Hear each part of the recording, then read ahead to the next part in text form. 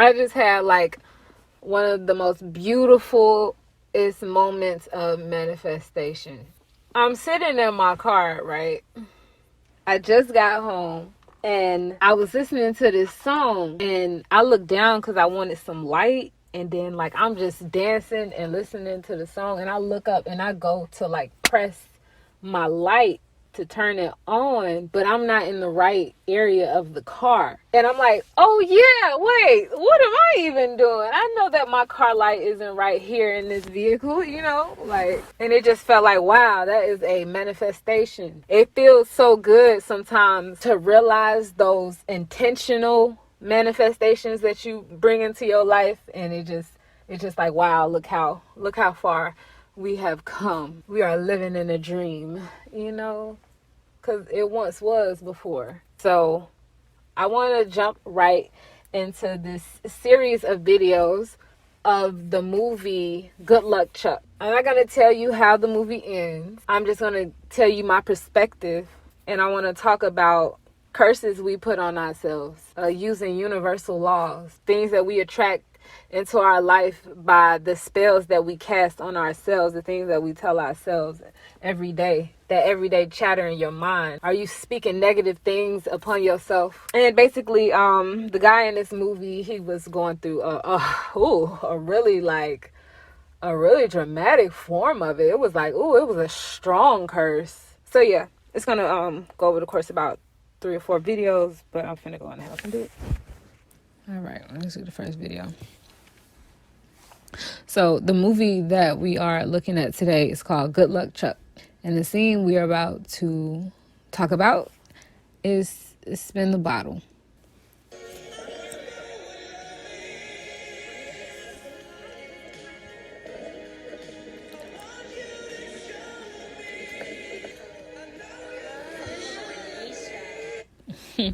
So the scene starts out in a really early time in the main character's life. He's at a little party and the kids are in there being fast, playing Spin the Bottle. Okay. Now, I want to talk about this bottle spin. Charlie spent the bottle. It's his choice. Charlie spent the bottle and he really wanted the little girl that was dressed like a baby doll. And it almost landed on her. And then who does it land on? The girl right next to the baby doll. And Charlie is just looking like, oh my God, that was my worst nightmare. So it begs the question, which one was he thinking about more? Which one did he believe was more of a possibility for him? Was it that he would get to kiss the baby doll in the closet? Or was it that it would wind up being this dark girl that looks weird, demonic, Just my lucky to be the demonic girl. This is telling to what his thoughts were. His thoughts were more focused on what he didn't want versus being focused on what he really wanted. And by the time it was time for him to spin that bottle, he hadn't gained up enough momentum to get the girl that he really wanted.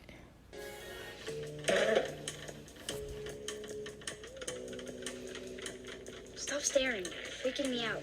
Oh, he rejected her. Okay. Charlie and the goth girl are in the closet together. Now, back to what I was saying is Charlie got here because he was thinking more so about what he doesn't want. Like, oh my God, I would hate to end up in there with her. Oh, I would hate for that to happen. I would hate, talking about everything that he hates and just cursing his words, cursing himself to get the things that he don't want. Okay, now the girl, the goth girl, she went in and she was just professing her love to him, letting him know, like, Charlie, I've liked you since then, and da-da-da-da. Okay, so she did all that. And that makes you think, like, okay, that means that this girl was hoping that we would end up in the closet together. This is actually a dream come true to her if she's talking about how she's always loved him and all of that. This is a dream come true to this girl, okay? Stop staring. Freaking me out. I'm looking at you because I like you, Charlie. It's okay. Come on, you can do what you want. That's okay. Kind of new with this. Let me see your penis. Oh, she aggressive. Oh my gosh. So he's just rejecting her. I think he done rejected her like 3 times now, and she is applying that pressure. Let me see your penis. Like, whoa. You know. What's the matter? Don't you want me? Oh my god! That's my boy. He's probably blowjobbing her. Now listen to his friend. Now he was a big problem for me throughout the course of the movie. But he was held at such a pedestal in this young man's life. They were best friends, you know? Listen to how influential he is. Okay, so he's like, that's my guy. He's probably blowjobbing her. You know, like, what are you talking about? But that is basically who his character remained the entire movie. Anisha!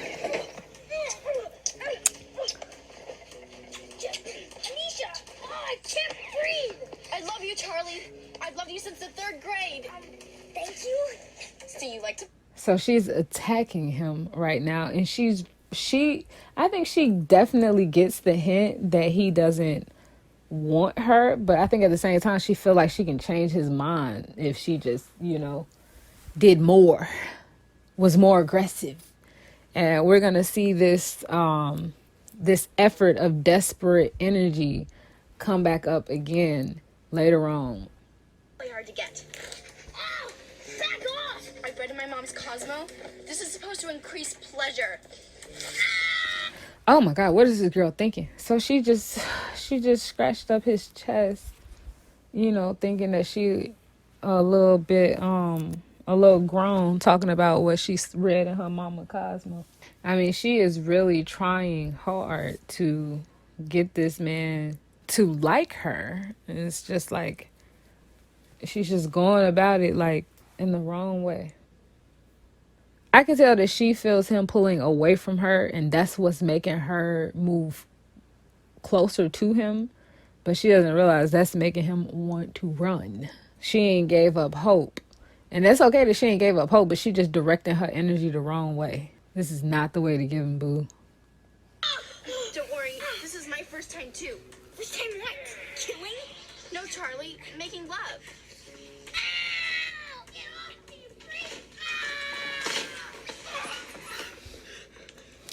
So little Charlie just broke through the door like, oh my gosh, she's crazy, can't do that, get away from me.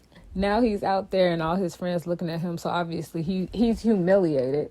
Obviously he's embarrassed. The both of them, come on, she coming out with just her little training bra on. Like, both of them are humiliated, embarrassed. What am I saying? This is a traumatic childhood moment right here for both of them. This was a really traumatic childhood moment, which is going to play onto his belief system when it comes to women. Okay, so let's go ahead and let the little witch cast a spell. Charlie Logan, you are not my boyfriend anymore. I hex you. You what? I hex you. You will never be happy. Around you. You hear her? She said, I hex you. You hurt me. You hurt me. I hex you. You will never be happy. I can't wait till I do. I'm going to do a series on American Horror Story, Witch Coven. I cannot wait. I love them witches. But I just want to say this. She said, I hex you. I hex you. I imagine if women really, if we really had, the power just to instantly like hurt somebody, kind of like what they was doing on American Horror Story, Witch Coven. That would be crazy. You operating off of emotion and you just like instantaneously hitting somebody with a ball of fire, or the magical stuff in a negative way. That would be crazy. Now listen to this girl. This girl is hexing Charlie. It's all about what you believe. It's all about what he believes and it's about what she believes. Now, if he believes that the little weirdo goth girl can put a hex on me, then he can tell himself something mentally to confirm that for him, to make it real, to make it true. And then he can piggyback off of that thought with something else that seems to be true. And then he can piggyback off of that thought to make it even more true. What I'm saying right now is he can make him a whole chain of thoughts in his mind that validate this belief system. She put a hex on me. This girl in my childhood, she put a hex on me. This right here was one of those examples of how we sometimes as people can play the victim in our own storyline. But we wrote the storyline for ourselves when we chose to believe. And we chose to give attention to those things that verified that belief system. Oh, she put a hex on me. That's why I can't find my woman. And that's why every woman after me find a husband. Wow, why would you even like have that as a belief system for yourself? Oh, all these men, they ain't sugar honey iced tea. All of them. Like, dang, why would you wish that on yourself? You ain't got no man right now. Why would you? Whoa. Why would you hurt yourself like that? You know, all these women are whores and tricks and they don't care about nothing and like they just want to take advantage. Wow. Like, why would you cast that kind of spell on yourself? Why would you say, this is all I see out here in the world, so that's all there is to work with that I see? That cancels out all the good women. That cancels out all the good men. You can't even see them because of your belief system. So he was really believing in this spell. Love will fall like rain. You won't hold it. Your heart will pain. Once the girl has been with you, to the next she will be true. So you got to remember, his friend was there. I gotta learn his name. I'm sorry, this is unprofessional. His friend was there at the party with him. Best friends, childhood friends. So he remembers everything in his way. Okay. So the little goth girl, she's upset. She casts her spell. Now she's finna pull out his hair and storm out dramatically. Even though it was a dream come true for the goth girl, she still was thinking that he really doesn't like me though, and he'll reject me. Obviously, because look at the results and look at the desperation that she was giving him throughout their entire interaction. So she did manifest him. She wanted him, she got him, but at the same time in her mind, you could tell she was wavering back and forth, like, I want him but he doesn't want me. I want him but he doesn't want me. I like him but he never looks at me. So she was wavering. She wasn't staying consistent in what she wanted in her mind by saying like, I want him and he wants me. Okay, so let's go to the next scene.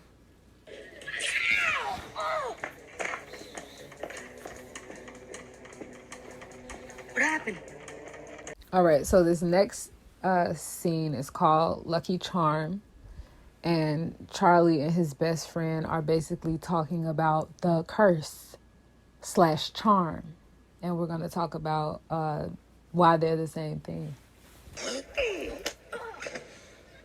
Nice stop, kid. Way to be. Dude, these chicks, they think that you're like a lucky charm, man. I mean, you poke the poo and she marries the next guy she dates after you. It's not true. Who cares if it's true? Now, him and his friend are in the park and they're talking. And his friend, you know, he tell him, it's like, wow, these women really think, you know, after they have sex with you, you know, they find their husband. It's like, wow, you know, you a lucky man. And then Charlie says, that's not true. That's not true. He's saying that's not something that I believe for myself. That's not a belief system that I had. Now, the dangerous part about his friend is the one that's enforcing the belief system on him. And the reason that his friend is so good at it is having such an impact on Charlie, what his friend is saying, is because his friend has known him since the beginning of time. You know? So it's like, I really value your opinion. I really value what you say. And his friend is the one that is enforcing this negative belief system onto him. Or he's trying to get Charlie to look at it like, well, it's not negative. You can get punana galore. Dude, these chicks, they think that you're like a lucky charm, man. I mean, you poke the poon, she marries the next guy she dates after you. It's not true. Who cares if it's true? Wake up, man. You got it made. What is it? So now I'm not saying that his friend is a complete hater. He is like,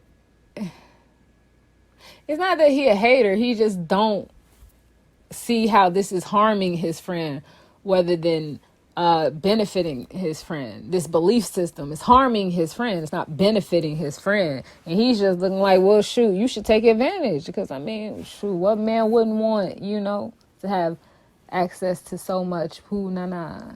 Like, come on now. I would. I want this for you so I can experience this vicariously, you know, through you. Who cares if it's true? Wake up, man. You got it made.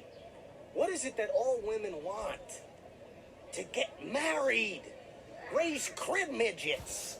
And apparently, buddy, you got the ticket To the big show. Yo, look, his friend is a great salesman to Charlie. Like, he's a great salesman to him because he's known him all his life, and he know how to get through to him, and he know what he need to hear, you know, for his friend to, you know, get his way, like to entertain him mentally, you know, just seeing his power flex and what he can do. This is what his friend is doing, but he don't realize that he's hurting Charlie, trying to live vicariously through him. You know, like, friend. Gotta learn his name. I forgot. I don't know. Maybe they just say it. He said, "You got the ticket to the big show." Like, what do all these women want? You got the ticket to the big show. You are a gatekeeper. Once they pass by you, your dream come true. There goes your happily ever after. But you got to come through me. He's telling Charlie, it's like, why wouldn't you want that? You know, Charlie's looking like, first of all, it's not true. Do you know what this means? Trim. You're gonna be seeing Trim like Tommy Lee, like Colin Farrell, like Ellen DeGeneres. Have you considered the possibility the reason you haven't been laid in the last decade has something to do with your routine use of the word trim? Yeah. Now, I feel like Charlie kind of know that his friend tries to live vicariously through him because, no offense, but let's just talk about it. Come on, they casted him.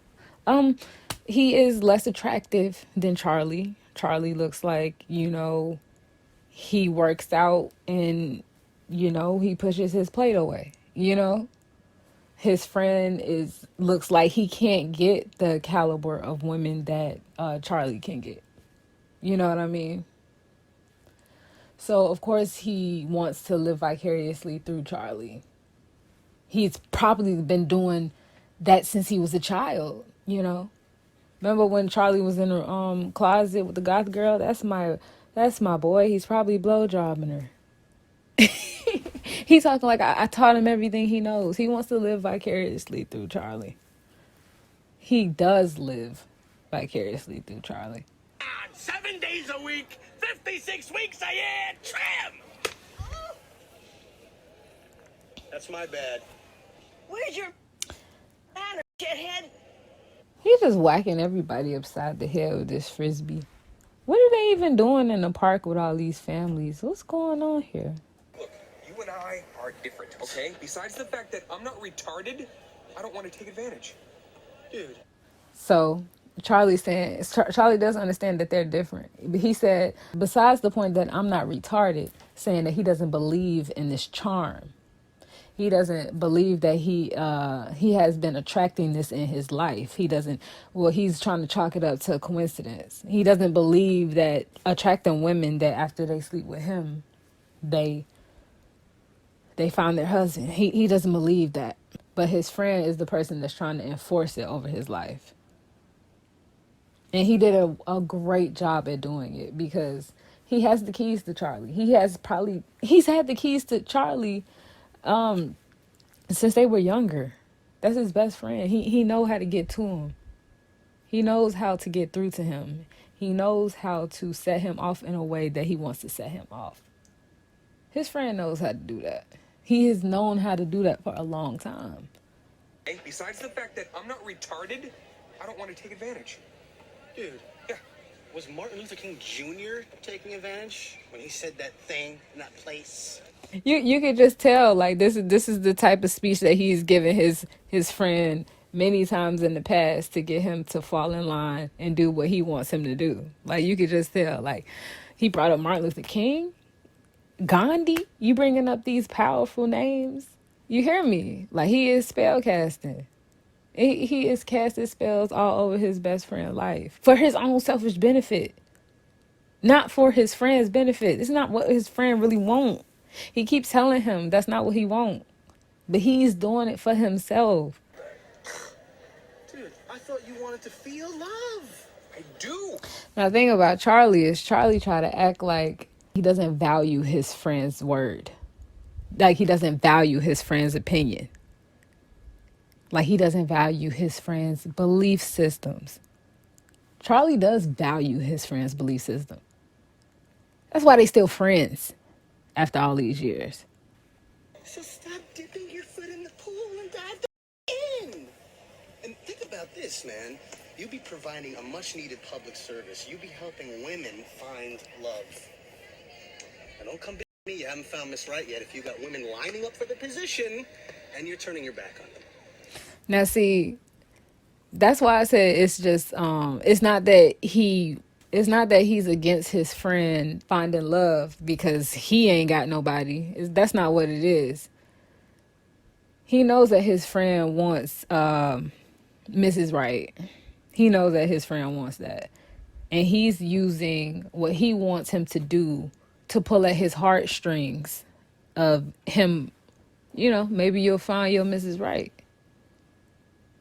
But but that's just to get him to do what he wants him to do, because after all, where does the belief system stand? The belief system stands that after a woman sleeps with you, she finds her Prince Charming. After a woman sleeps with you, she marries the next guy.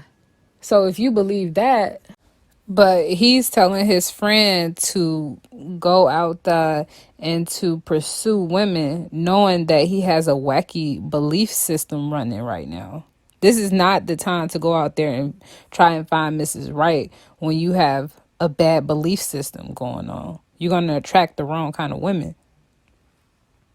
Stu is using that find your Mrs. Right thing as a grander push for his friend. Like, look, I know that's really what you want.